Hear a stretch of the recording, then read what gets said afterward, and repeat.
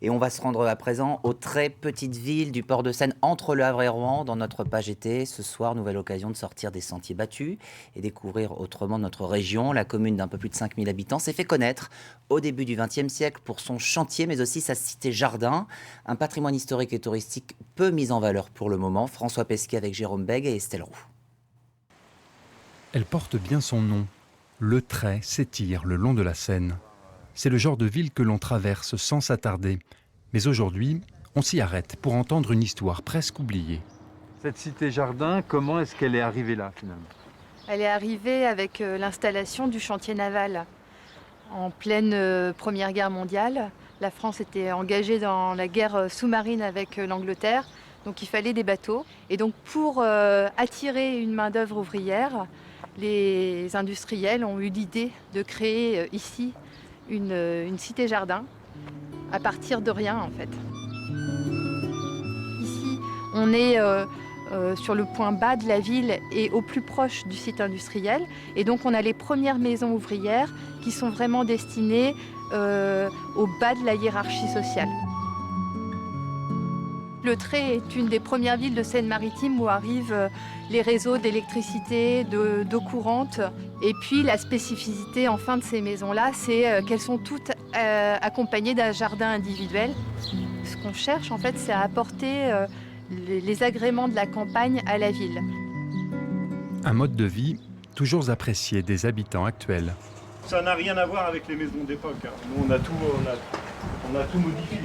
De l'aménagement d'origine ne reste chez celui-ci qu'un souvenir. Moi, j'ai pas voulu détruire l'escalier parce qu'il faisait partie vraiment de ces années-là. Ça, c'est l'escalier d'origine. Ah, oui. ça, c'est intéressant. Quelques rues plus haut, une construction révèle l'ambition de ceux qui ont imaginé cette cité-jardin. Là, c'est un des équipements culturels de la Cité-Jardin, le kiosque à musique, les loisirs culturels, le sport. C'est aussi une forme d'émulation. On essaye en fait de tirer la population vers le haut en leur offrant des services de qualité. Il y a aussi une dimension paternaliste, c'est-à-dire qu'on met la ville un petit peu sous contrôle. On encourage le jardinage parce qu'on pense que c'est une pratique qui permet de lutter contre l'alcoolisme.